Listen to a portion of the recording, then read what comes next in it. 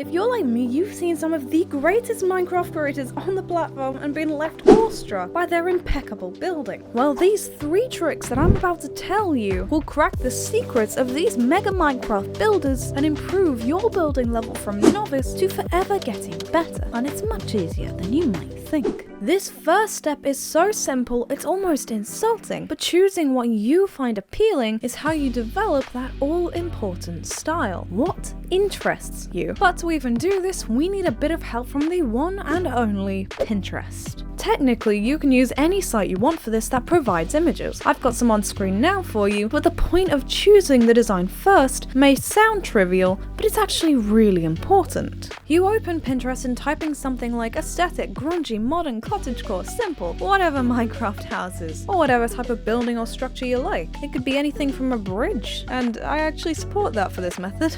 You then pick your design, but whatever you do, don't build yet. You just need to pick your design and keep it as small and as simple as possible. Trust me, this is important for later. The biggest mistake I know I and many others will have struggled with is trying to build the entire design when really we need this next step, otherwise the whole thing kind of falls apart. This is my friend's island, by the way. These are not my builds. I believe they were inspired by things as well, so he's kind of already using the method. Look at how cool they all are. Step 2 needs a bit of explaining, but I also need you to open your mind, because this will change how you build. I'm going to give the same description twice of this image right here, but see if you spot the difference in how you perceive it. What I see is a small mushroom cottage, and you will do too. It's very cute. However, I also see a small mushroom cottage consisting of stripped birchwood, some acacia planks, spruce trapdoors, and multiple forms of stone stairs. If you saw the difference, congratulations, it was pretty obvious. But the moment we break down how much information we need to consume, the easier it becomes to consume it. Now, what would happen if you built this with only learning how to use one of that list in mind? What do you want to develop your understanding on? The goal is to build a house. The aim is to learn how to use the components. So simply, choose a block you like from the photo you've chosen, or go back and change the image to a design that uses a favorite block. So far, we've chosen 1 or 2 designs that tickle your fancy and fixated on just one block. But using the components, well, it sounds silly. How can I learn how to use stone stairs for decoration if I still need to build this house? Well, it's actually really easy. It's not a very foreign thought. Actually, it's probably one much closer to home, but it'll change the way you use this technique forever.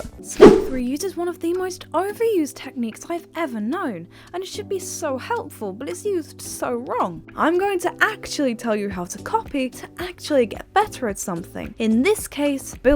This is a transcription, a term we are going to steal because it really will change how you develop any skill ever again. Well, most of them. From anywhere like Pinterest with its abundance of styles and talented people's creativity, you take a piece of work, or in this case a build, and copy it with a twist. A, the copy is made with the intention of learning a new skill solely in mind. B, the work is not made to form a replica or mass produce under a new name. And C, the designs chosen to learn from are whatever tickles the creator's fancy, used knowing how much is doable. So really, to use a transcription, you choose a design you like, choose a component, then build the design to learn everything you need from that component to everything else you're absorbing passively. So minimal thinking, it's a win-win. And I hope I've made it sound easy to get started, because it really is, which I know can be a really huge hurdle. Explaining if something is doable. In other words, a giant design like this is very doable to learn how to use a certain block, but building it is very time expensive, compared to something much smaller to learn the same things in like 2 or 4 hours compared to like 10 or 8 where you've probably forgotten everything anyway. Hence my stick to small and simple request earlier. That's my TED talk, thank you for coming. This full method you now know is so liberal, its purpose is to be used repeatedly to improve beyond your wildest dreams through recalling your experiences in constant but controlled and hopefully less stressful practice. I keep saying forever because because I mean it. Alrighty, so I have explained the easy 3-step method you need to improve your building forever. But what about the most important part? The part that allowed these genius creators to transform their ideas into finished form. It's up to you. Think about what you like and recall how you worked before using this method. I know starting isn't the easiest thing to do or sometimes to even think about, but I'll put how to do it as bluntly as possible. Just place the blocks, as after you start you figure out how to make something look right, as you know how it's supposed to look after. I hope this video has been helpful,